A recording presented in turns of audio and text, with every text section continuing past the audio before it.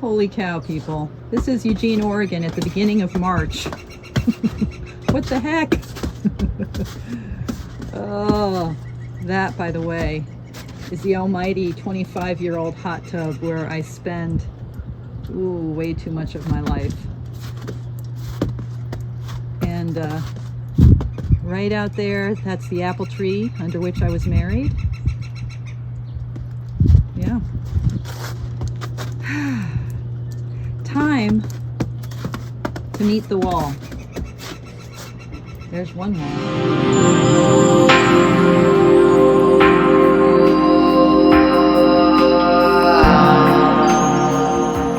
Hey lovelies, Esther here.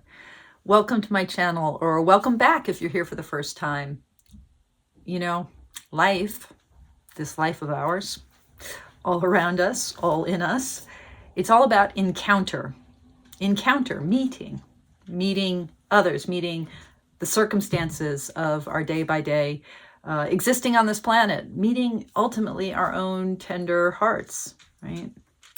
But encounter is not easy, right? Because we're vulnerable beings. I often say, you know, this thing about being a biped, like standing erect on two feet. What a crazy thing for our ancestors in the way back evolutionary time. What a crazy thing. By the way, that lapping noise is my dog Opal drinking. She's thirsty.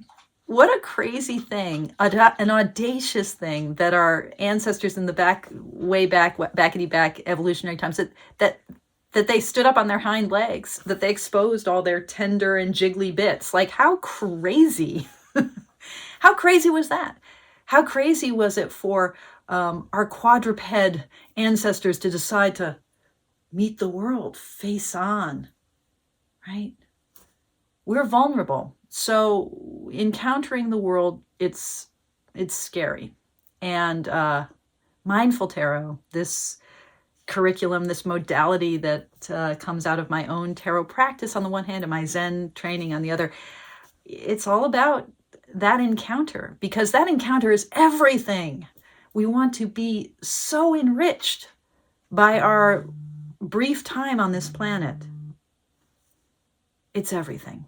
And so, right, here we are. Meet the Wall March. This challenge I brought forward for March, challenge is such a weird word. This invitation I brought forward for March 2023. And if you're seeing this at some other time, you know, just dive in. I mean, you know, what is time after all? There's only now. There's only this moment. This invitation is a 2-card daily draw. And in my last video, I'll do a link to that below, I demonstrated this method, which is to shuffle, do whatever you do, to pick a first card, which represents the wall, right? The wall here is our life, just as it is right now, whatever we're facing. And it may feel like an obstacle. I pulled the Queen of Cups last time, and it was like, how is the Queen of Cups, water of water, an obstacle? But, you know, I realized that for me, the Queen of Cups is empathy. And I talked about, I won't rehash what I said. But, you know, sometimes meeting the wall means meeting something that we love, but that it seems positive, but is still triggering, complicated, stirring, doing all sorts of things to us that we're pushing against, or that we've elaborated it into a structure that has a life of its own and isn't really vibrant in our own moment by moment unfolding of our choices and our options. It becomes a thing. An example of this might be a relationship that's incredibly powerful, but now has become the relationship as opposed to a living connection with another person. Lots of things that might be positive, like empathy, that are actually what we need to face more fully. And then this is the second card I pulled, which is, how do I soften into that wall? So instead of it confronting me as this monolithic solidity of stuff, how do I soften into it? How do I open my heart, open my mind, open my awareness in such a way that something becomes something that might have felt so solid and such a thing, right? An obstacle or a monolithic entity, or, something with a capital letter in our lives, like this relationship, right? How can that just start to vibrate and flutter and live? And how can I live into it?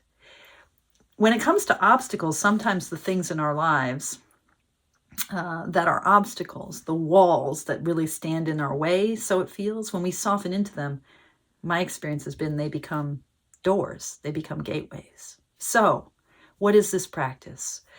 So it's an iterative practice, which I find to be like the most fabulous way of working with tarot, where I refine and revolve a question or a concern or something that I don't fully understand. I refine it over iterated pulls day after day. So my starting point was these two cards, Queen of Cups and the Queen of Pentacles, in Tierra May's fabulous Ritual Tarot. And now I'm going to revolve, move that forward, iterate it in my second Meet the Wall draw. Now, you don't have to do this iterative approach, but when you're doing a monthly practice with the same draw over and over again, particularly when you're working with something that feels kind of stuck or blocked or sort of too solidified, and you want to breathe some light into it, and you want to ventilate it a little bit, you want to create some more airiness, you want to make it a little bit more lacy. I'm using lots of different metaphors here, hoping that one sticks for you. The iterative practice, that's super powerful. So in this second draw, I'm thinking about that first card of the Queen of Cups.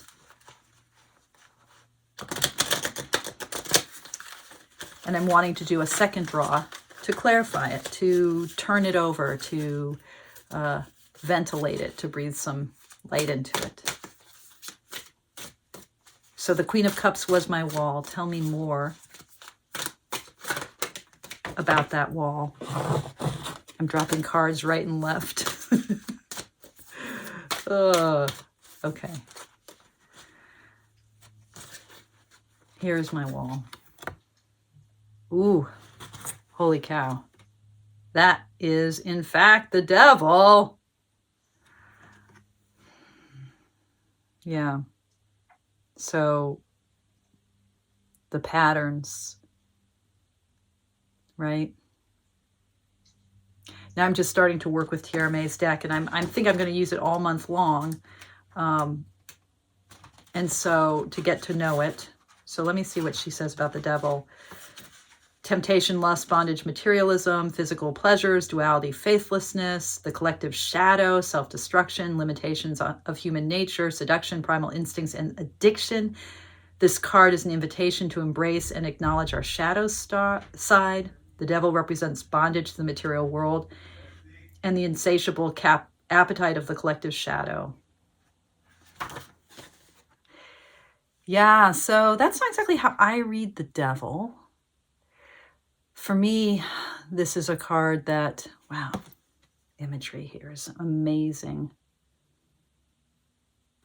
For me, this isn't a card about being embroiled in carnal pursuits, because, for me, the whole point of tarot is about integration and that sort of dualistic sense of flesh versus spirit, and the sort of what can be a kind of relentless movement toward transcendence and lifting up from the body. Think about the classic imagery of the Judgment card. Let's resurrect from the confines of the flesh. For me, it's like, no. I actually want to learn how to live within the confines of my flesh. Or let me put it better. I want to learn to live as my flesh. A whole integrated being. But I think, all of the ways in which I'm stuck in pattern, and all the ways in which actually I carry my karma, for me, the real chains of the devil, those chains are that sense of being trapped, that fiery hell. That is our karma before we've clarified it, before we've actually met it. And that's another way to think about encounters, is how do I meet my karma? And that's a word I use a lot. Let me just take a moment to say what I mean by karma. Karma is just it's just my baggage. It's just like the culmination of an entire lifetime, or lifetimes perhaps, of choices and events and cause and effect, and how I have moved through the world, blindly or not, going this way or that. And here I am.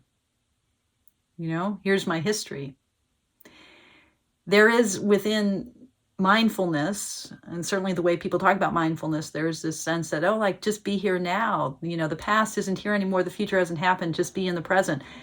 The present is what it is because of all of the accumulated choices of myself, my history, my ancestral history that have led to this moment. And I carry that. And that is the devil. So how do I soften into that? My empathic existence, my empathy, that Queen of Cups, you know? So seeing the ways in which that is really trapped in karma is what makes it a wall, is karma. So now how do I soften into that? Whoops. I'm not working with reversals here. The Two of Cups. Oh, beautiful. So, gentle partnership, self-compassion, my relationship with my spouse, you know, the way that he and I hold each other, we hold each other to our karma. In fact, this morning, just before I started this reading, we had a very intense conversation where he was getting into my shit. And I'm like, you're getting into my shit. And he's like, can't you take me getting into your shit? And I was like, what's your shit here, right? Shit is another word for karma, isn't it? Another word for what the devil admires us into. And so softening, self-compassion, but also those loving and intimate relationships where we meet through the other and through the ways that they piss us off. They are our wall, by the way, those relationships, not just romantic relationships, but all of our relationships. Softening into that and what we learn from that. Okay, so today's two cards, a reiteration of my last two cards in Meet the Wall, the devil, and the Two of Cups. All right. Thanks for watching, everyone. And as always, thank you for your practice. And if you're interested in further exploring this mindful tarot modality, you know, join our community if you haven't yet. I am starting a 13-month Odyssey, the Mindful Tarot Certificate Program. I don't need to certify you to be able to read the cards. That's just pick up cards and start reading them. But I can work with you in a small cohort. We can work together to really explore our lives through the cards. Transformative exploration, transformative inquiry. That's what the Mindful Tarot Certificate is all about. And I'm starting a new cohort in June 2023. If you're interested, just reach out. But in the meanwhile, blessings on your day, and thank you for your practice.